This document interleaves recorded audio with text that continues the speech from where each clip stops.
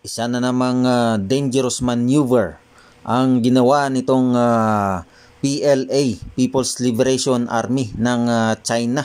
Ito ay nangyari noong Biyernes na kung saan yung BRP Benguet ng Pilipinas ay papunta ng Rizal Reef Station sa may Pag-asa Island para maghatid ng resupply sa mga kasundaluhan natin doon. Makikita na itong PLA ay patawid na para bang gustong harangin ang BRP Benguet.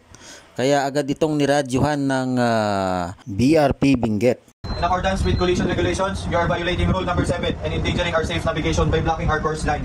Bahagyang umiwas ang PLA dahil sa babalang ginawa ng Philippine Navy. Ngunit kung inyong mapapansin, ay dapat sigurong palayasin sila, dahil ito ay teritoryo ng Pilipinas, tulad ng ginagawa nila sa mga Coast Guard natin na pinapalayas nila sa sarili nating teritoryo sa Ayungin Shoal. Kaya dapat siguro dyan ay bigyan din sila ng matigas na instruction para lumayas sa teritoryo natin.